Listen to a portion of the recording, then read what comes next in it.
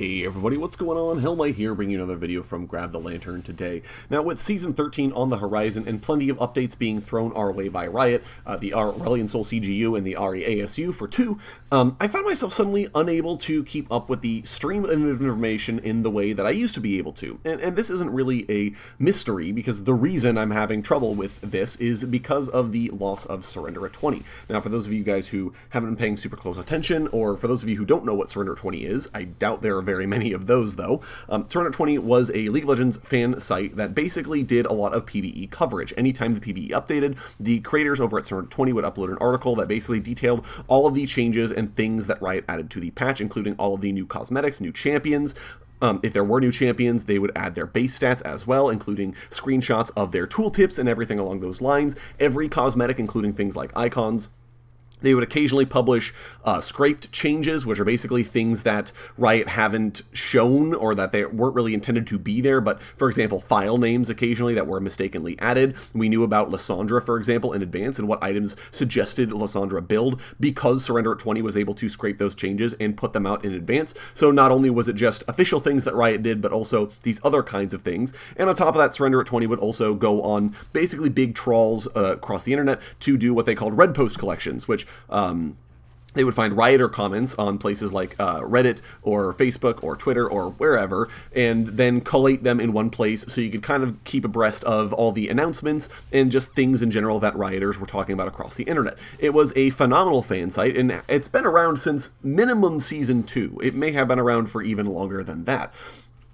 And now, for a variety of reasons that I'm not really going to get into here in the interest of not pushing rumors or dragging someone's private life into the spotlight, Surrender 20 hasn't updated since mid-November, and it seems that this is probably the death knell for this venerable website.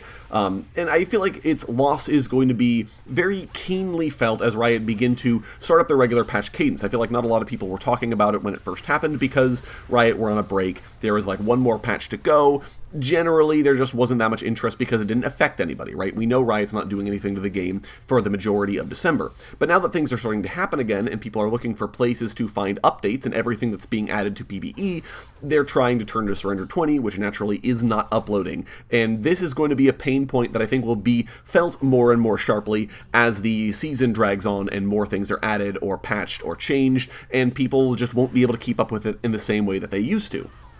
And now, I do want to state for the record that I don't blame the folks over at Surrender 20 for finally throwing in the towel. The site has been updating almost once a day, and sometimes more than once a day, for over a decade now. And I think it's more than understandable if the creators decided that they no longer wanted to cover League of Legends, especially since they weren't really being financially compensated for the work. The Surrender 20 Patreon, at least when I last checked, listed the monthly income at around $200 per month, which is not a lot, especially if the creators were running it as more or less a full-time job, which my assumption is that they were, given that they pretty much published an article whenever Riot updated the PvE. It didn't matter how late, it didn't matter how early, they would pretty much always do it the second it happened. Maybe on occasion it didn't happen immediately, but almost always immediately. So my assumption is that then Surrender 20 was being done as a full-time job for $200 a month, which is not very much, and especially having done it over the last 10 years, I can see the creators being sick and tired of League of Legends and wanting to move on to greener pastures. But all this said,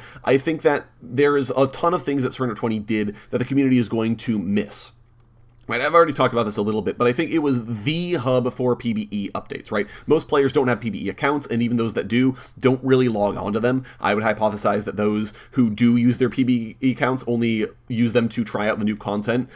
You know, a new skin is uploaded for my main, let me see it in advance. A new champion's out, let me play with them. Rework is happening, let me play with the rework. But, like, otherwise, like, you weren't actually, like, grinding out balance changes. You weren't really trying to find out, oh, well, 5 damage off of Vladimir's Q at all ranks, how is that going to affect him, right? No one cared about testing that, right? So there isn't a lot of draw for the PvE, especially not when someone is handily uploading all of the changes and content onto a website. And so as a result of this, Surrender 20 was the best way that the LoL community could receive live updates for PvE content and give them an idea about what was coming up next and what was being iterated on by Riot's staff. And again, the primary reason I think this was so useful is because of how quick it was. I think other journalistic websites aren't as fast. They take time to realize something happened, to figure out exactly what happened, to write an article, to get it proofread, and then to get it actually published to their site with links. It takes a lot more time than someone who can just own their own site and say, hey, I'm just going to throw this up real quick. PBE's updated. I'm doing I'm sort of live updating this post as I'm able to get to it. That's way faster and way more reliable than what other companies are able to do. And this collation of red posts as well, no one else really does that, right? There are occasionally, again, esports journalism websites will occasionally like scrape specific things that writers have talked about, right? If they comment on a big ticket item or like a champion rework or give a hint about what they might be doing next, occasionally those will get press, but not very much because of how difficult it can be to make an entire 250 word article out of a writer saying like one thing, right? Where they're like, oh, you should pay attention to your next champion. They're going to do X. You can't really speculate very much, and I'm speaking from experience here. It's not easy to do, especially when you're on a time constraints. And this is, again, things that Surrender 20 did. The collation of red posts is something that they specifically did that was a super cool thing for the community that we are sort of out in the cold. Not only that, but also the PBE updates.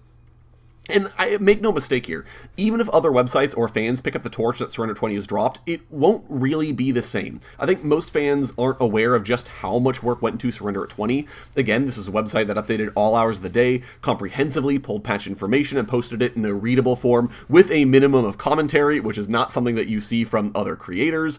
And they had time to trawl for red posts and updates that players might have missed and post all of these on the website. This is a, frankly, tremendous amount of work that none of us ever saw, but which we all profited from. And I think that anyone attempting to fill Surrender at 20's shoes will quickly find out just how hard that is to pull off. It just means to me that even if a hypothetical FF 15 showed up, it wouldn't be the same, it wouldn't fill the same niche, and I would be curious if anyone was willing to stick it out for over a decade in the same way that Surrender at 20 did. If an esports website, meanwhile, decided that they wanted to start doing content about regular PBE updates, they might be able to keep up with it as well as Surrender at 20 did, but it wouldn't have the same soul. Surrender at 20 was made by fans for fans, and a content house doing the same thing wouldn't feel the same, especially since their posts would probably be getting written by unpaid interns that don't really care about what they're writing about. They're just throwing up an article because they were told to write it. Again, speaking from experience. Riot could theoretically start publishing their own PBE website if they wanted to keep us abreast of what was going on in the PBE, but that would come at the cost of some of their mistakes not being covered, right? Again, I highlighted the Lissandra things that were accidentally pushed to PBE early and then were pulled. Those are things that Riot wouldn't comment on if it was their website that they ran, or if they published changes to the website that didn't go over well, they could just not report on them, right? Or the skins that got pulled a few years ago, the toy skins for Amumu and Blitzcrank that got pulled, which Riot decided that they weren't going to release. Those were on PBE, they were covered by Surrender 20, and then they mysteriously disappeared, and we never saw them again. Again, Riot wouldn't do that, right? They have full control over what they would actually publish on their own PBE content website, and it wouldn't be the wealth of information that we got from Surrender at 20. And so all in all, I feel like Surrender 20's closure is going to be a huge blow for the League of Legends community, regardless of the creators deciding they don't want to do it or not being able to feasibly do it anymore, or maybe they still want to, but they just can't. Regardless of the reason, its closure is going to be a huge blow for the League of Legends community. The site's been around for decades. It's one of the few remaining parts of the game's 2012 to 2013 era fandom, and I think its departure is going to leave a hole in the hearts of many fans, myself included, and it will not be easily replaced if it is replaced at all.